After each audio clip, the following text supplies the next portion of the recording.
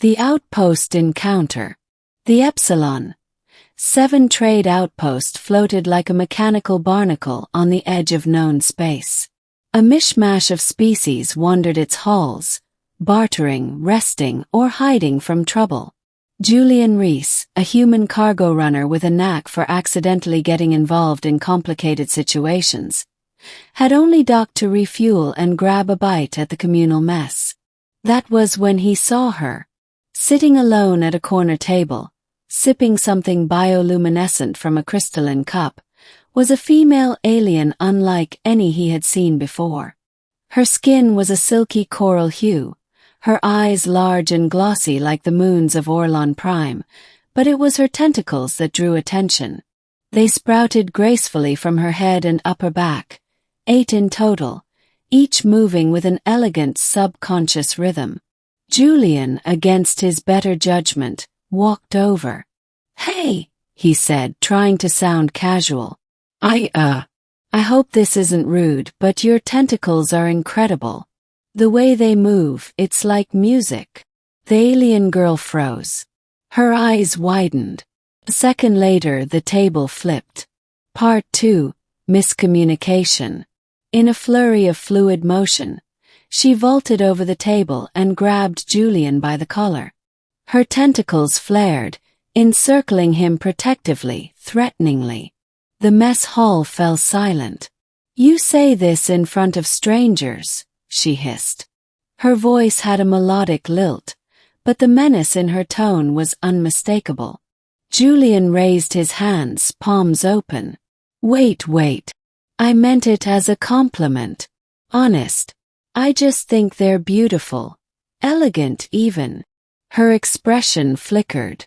"You are not mocking me." "No. Swear. I'm Julian. Human. Just appreciating alien aesthetics." The tension in the room held another second before she slowly released him. Her tentacles, which had coiled tightly around his shoulders and waist, loosened. She backed off, eyes narrowing thoughtfully. "You are different from the others." Julian managed a shaky breath. "So, what's your name?" She stared at him a moment longer, then said, "Virelia." And that was how Julian met the alien girl whose species considered tentacle compliments equivalent to public proposals. Part 3, Tangled Customs. Over the next few days, Julian and Virelia became unlikely companions. She was from a race called the Thalari, a semi-aquatic people with complex social customs and deep emotional networks tied to physical contact, especially tentacle interaction.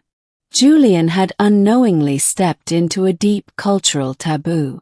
In Thalari culture, touching, referencing, or even praising one's tentacles in public implied deep romantic intent. His compliment, innocent by human standards, had been akin to saying, "Will you marry me?" in front of a crowd. To her surprise, however, Julian didn't run or recoil. He stayed, asked questions, learned.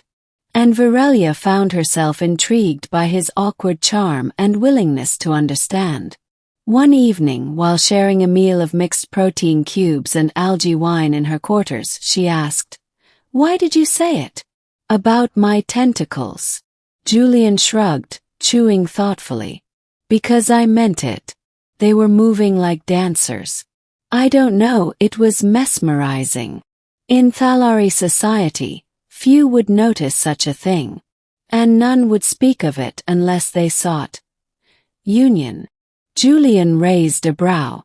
"Do you seek union, I mean?" Her tentacles curled inward shyly. "I am not sure, but I am not offended anymore." Part 4, Trouble Brews. Of course, peace never lasted long on Epsilon 7. Unbeknownst to Julian, Virelia was not just any Thalari. She was noble-born, daughter of the high-tide matron, a diplomat of considerable power. Her sudden, prolonged contact with a human, and an unsanctioned one at that, set off political alarms. The Thalari delegation, stationed in a nearby sector, dispatched enforcers to retrieve Virelia. When they arrived at the outpost, things escalated quickly. Julian found himself cornered by two tall, silver-armored Thalari warriors in the engine bay of the Zephyr Runner. "Human, you have violated sacred custom. The daughter is not yours to claim." Julian raised his hands again. "I didn't claim anything. I complimented her. That's not a crime. In our law, it is binding intent. Prepare for consequence." Before they could act, Virelia burst in, eyes blazing. "He is under my protection." The warriors hesitated. "You acknowledge the bond." Virelia stepped forward, placing a tentacle gently on Julian's arm. "I do. I choose it." Julian blinked. "Wait, what?" She smiled. "I may as well. You already proposed." Part 5. The Bond. Under Thalari law, a mutual declaration made in front of witnesses sealed the bond. Julian, dazed and overwhelmed, found himself swept into an impromptu union ceremony. It was unlike anything he could have imagined. The ritual involved shared breathing, synchronized heartbeats, assisted by a strange but painless neural patch, and a symbolic wrapping of one of Virelia's tentacles around his wrist. "You are now part of my current," she told him. "Where I go, you go." Julian surprisingly felt okay with that. After the ceremony, the enforcer stood down. Virelia announced her intent to remain off-world with Julian as her chosen bondmate, citing diplomatic exploration as her purpose. The outpost, ever chaotic, barely blinked. Epilogue. Unexpected currents. 6 months later, the Zephyr Runner, now co-owned by Julian and Virelia, zipped through the Helix drift belt, ferrying cargo and mapping lost space lanes. They had grown close, navigating not just the stars but the vast ocean of cultural differences and new feelings. Julian had learned how to read her moods by the motion of her tentacles, and Virelia had developed a dry humor and fondness for old Earth music. One night, while lounging on the observation deck, Julian leaned back. "Still can't believe this all started with a compliment." A smirk. "A dangerous one. You nearly drowned in politics." He glanced at her tentacles, now lazily wrapped around his arm. "Still worth it." She pressed close, her bioluminescence dimming to a soft glow.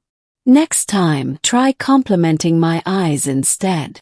Julian grinned. "Noted." And somewhere between the stars, a human and his tentacled bondmate sailed on, proving once again that love, like space, follows no rules.